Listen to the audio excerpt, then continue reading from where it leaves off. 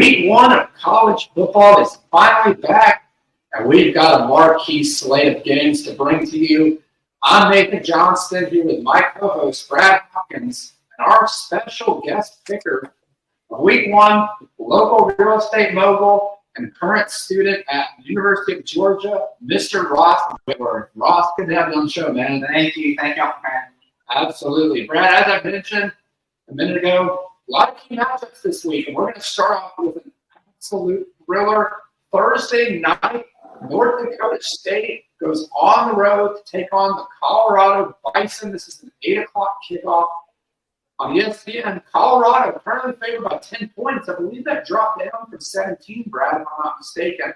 Folsom Field will be rocking. Deion Sanders, year 2, with his sonic quarterback, Shedeur Sanders, talented sophomore, junior as well, and Travis Hunter.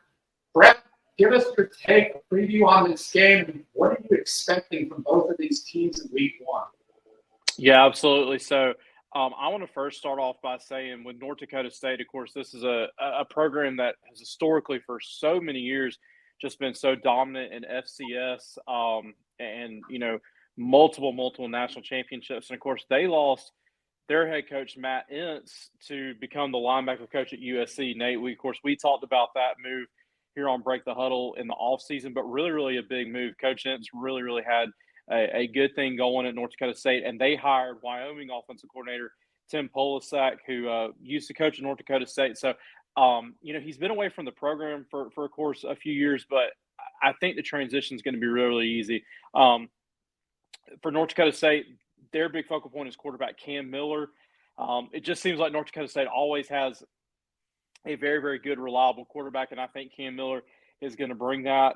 But, man, this is such an exciting game because North Dakota State, as I mentioned, a program that's just dominated FCS and has been, you know, really kind of the standard in FCS for so many years. And then you have Colorado with all the Deion stuff, with all the Shedeur and Shiloh and Travis Hunter stuff, and it's a compelling matchup.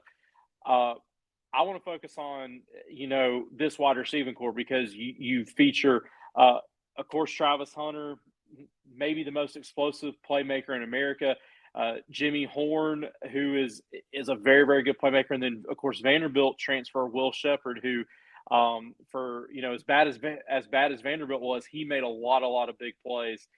My big question mark with Colorado is, have they improved the offensive line? I mean, we saw at times Shedeur Sanders just completely running for his life, and they signed a 5-star tackle in Jordan Seaton, who is a late addition right there on signing day. So have they improved? Has this defense improved?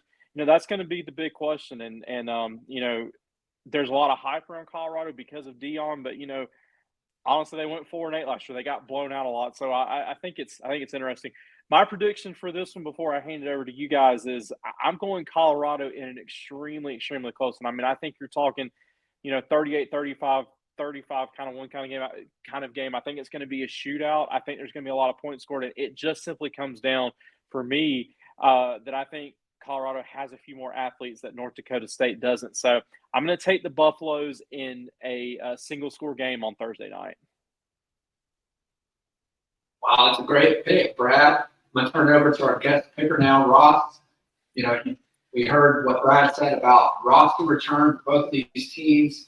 New coaches on both sides too, Brad and Ross. I mean, you got a lot of guys coming in for Colorado, some guys coming in for North Dakota State.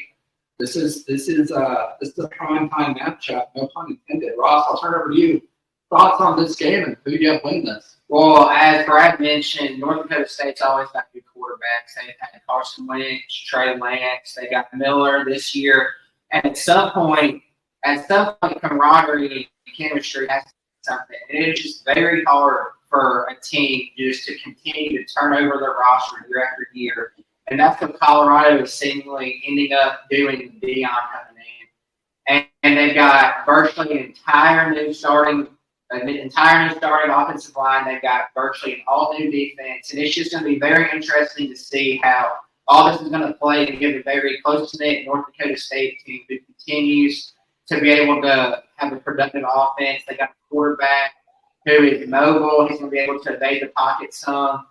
So I do think that the spread the spread is still. I would take North Dakota State in this game. I'm just favoring North Dakota State because I just don't think that even though Colorado has good players, they don't have the chemistry built up, and you just can't build chemistry with a full team over one fall camp. And I'm not a fan of the Deion bandwagon. I just don't think that his roster turnover is just a strong thing. I would take North Dakota State in the high-scoring game. Wow. Good pick, Ross. Good pick. Brad Watts brought up a lot of great points. Brad mentioned Cam Miller, quarterback at North Dakota State, entering his 5th year as the Bison's quarterback, making his 38th straight start for the team. Last year, completed 72% of his passes, threw more than 3,300 yards total, and 32 total touchdowns and only 4 interceptions, Brad. This guy doesn't turn over the ball much, and I get it.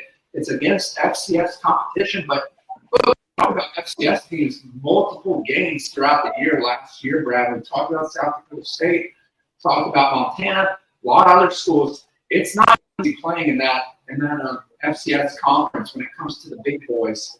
North Dakota State is one of those teams that you could see slip up into the Division I soon, especially with NIL and all this other stuff coming into play.